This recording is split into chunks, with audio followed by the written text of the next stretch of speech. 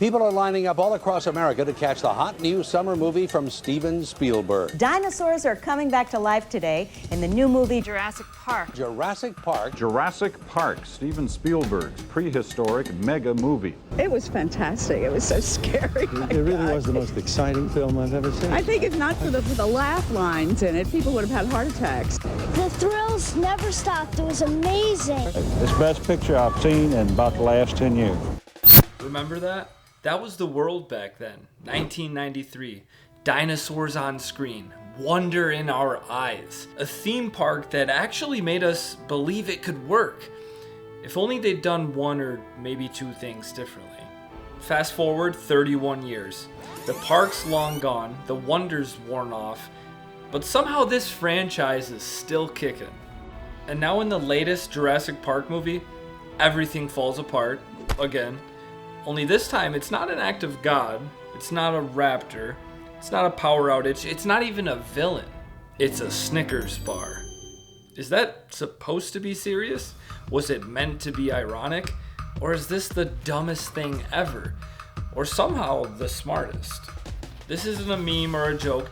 This is the actual inciting incident in Jurassic World Rebirth. A Snickers wrapper gets sucked into a futuristic and clearly not durable door mechanism, which accidentally disrupts the entire security system for a dino enclosure, and boom, catastrophe. And as dumb as it sounds, this tiny moment might actually say more about the fall of Jurassic Park than anything else the franchise has done in 31 years.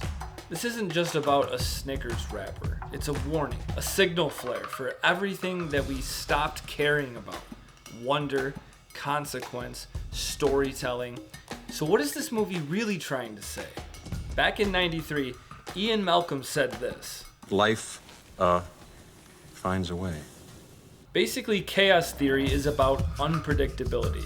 How even the smallest disturbance could reshape the entire system. So the original film treated that idea like gospel. But now the message is literally sugar-coated. Is that genius or just lazy? But that's the tension. Is the movie making fun of itself or trying to say that we became the chaos? Because if the plot's entire collapse hinges on a wrapper, then maybe it's our fault for not noticing how fragile this whole system has become. Which begs the question, when did the dinosaurs stop being the threat and start being the background noise? Which leads us to a little something called wonder fatigue. Do you remember the first time you saw that Brachiosaurus rise above the trees?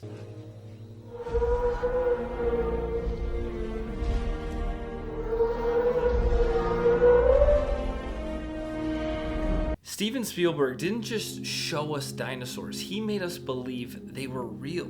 Now, they're just living amongst us and causing traffic jams. Have we just gotten harder to impress?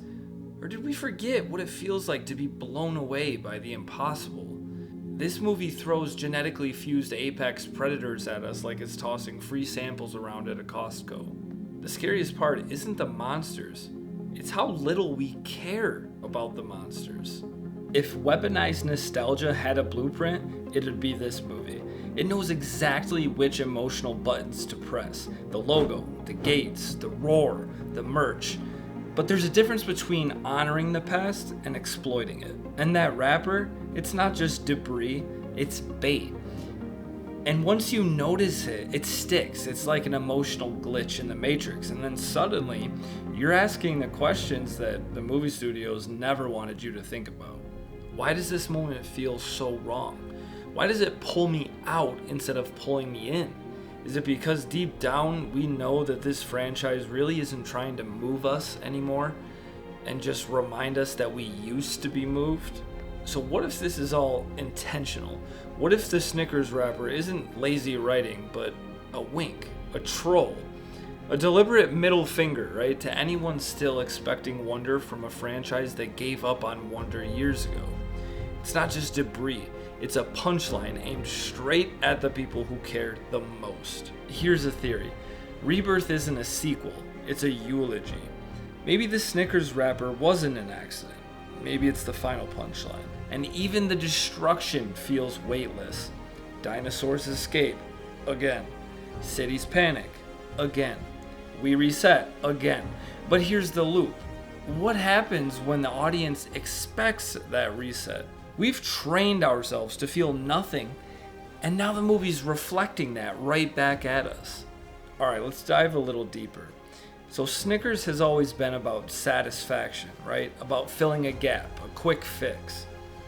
So what does it mean when that exact object is what unravels the park?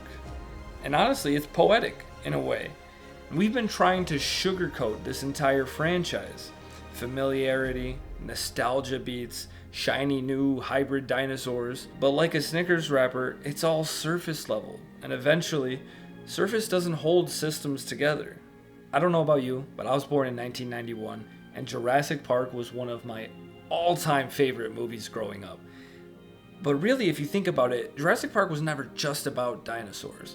It was about control, chaos, playing God, and paying the price, right? But now in 2025, I just feel like the price is boredom. And this new movie didn't just slip on a Snickers, it slipped on what made this story matter in the first place.